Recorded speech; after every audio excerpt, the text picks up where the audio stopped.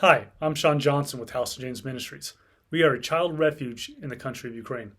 We seek to rescue the abandoned and abused into one of our three Christ based family homes. We seek to restore them to the love of Jesus Christ. The work started back in 2003 when I made my first ever trip to Ukraine. I went there with my father, who at the time was a pastor out of Phoenix, Arizona. My father had made several trips to Ukraine up until 2003 through personal mission trips. Now, during that time in my life, I found myself struggling with a life of addiction, with drugs, alcohol. And so at age 23, I hit rock bottom. So my father invited me along onto a mission trip with them back in 2003, the month of April. And we thought maybe it was a good idea to get away from my surroundings and help sober myself up. So I was on board, and I'll tell you, it was the best decision I ever made. Although my dad went to minister to people, the people ended up ministering to me. To be more specific, it was a family of seven. It was a mother and father of five kids, ages 6 months old all the way to 17. And they invited my father and I to come to their place for dinner. I'll try to paint a picture of how these people ministered to me and their living situation.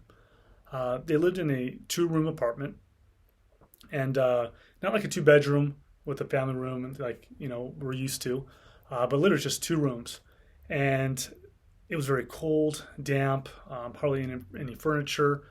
Matter of fact, there was just one bathroom that was shared on the entire floor of that apartment complex. Definitely in the world's eyes, considered very, very poor. Although this family didn't have much, they still invited us over for dinner and gave what they had. And what they had at that time was just a handful of white rice, and a pickle. And just during our time while we're just conversating and fellowshipping and getting to know one each other, this was all gone through translation because I didn't know Russian at the time. But just getting to know them and just seeing this joy coming out of these people. And literally, I saw God living in the lives of these people. And in the world's eyes, they don't have anything. But with God's love, they have it all. And so right there in that moment, I was like, I want what you guys have. And so right then and there, I decided to give my life to Christ. And you know what? God blessed me. From that moment on, I was delivered from all my addictions. Completely gone, vanished. And so you can imagine I was on fire. My life was feeling great. So, we had another week there with that family, ministering to them and people in the community. Well, I wasn't. My father was there ministering, and they were ministering to me. And it was time for us to go. And this time we head to Ukraine for a week. That first part was in Russia for a week. This time we're going to Ukraine. During my time in Ukraine, I noticed a bunch of street kids, kids as small as 8 years old, walking around asking for money and food and things like that.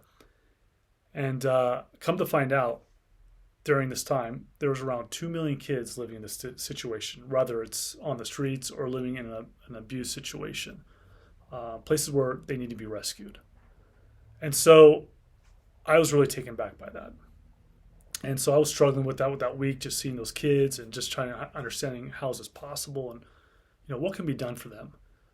And I felt God stirring something in my heart to do something. I just didn't know what it was.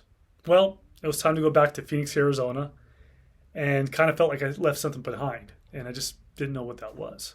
So we're on our 10-hour flight, and I just remember I was watching a movie, and I remember God saying, "Put down your headphones, pick up your Bible." I didn't know where to look in the Bible, so I did one of those things where you open the Bible and you put your finger down, in a random spot. Sure enough, God spoke to me. And I opened up to James chapter 1, verse 27.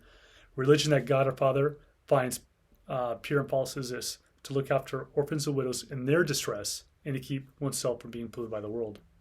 So I knew what I was supposed to do. I remember my dad was a few rows behind me on the airplane. And so I ran over there, shook him, woke him up.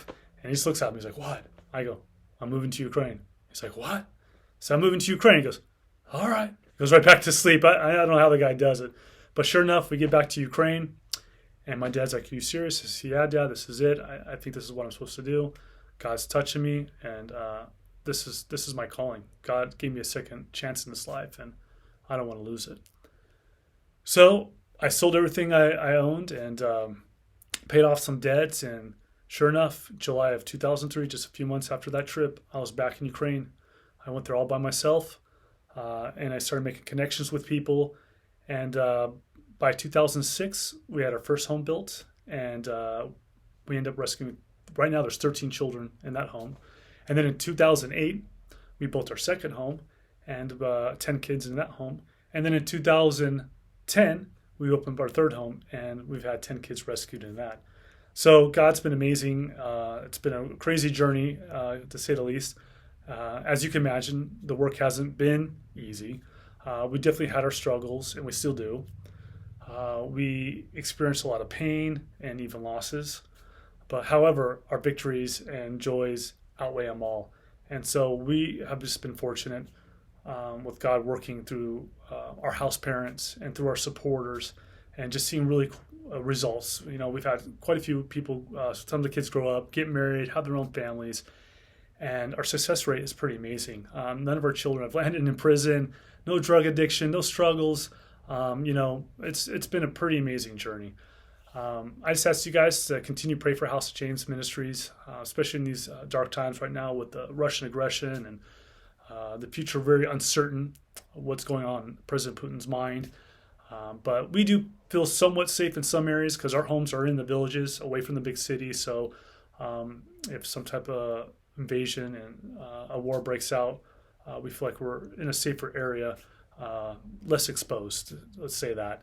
But I ask you guys to continue to pray about that. Check out our website, houseofjames.org. There's some great videos on there to get to know our ministry more and some more information to read up on. Please look over that and keep praying for us. And if you have any questions, you can always reach us through our website. I appreciate your time. Blessings.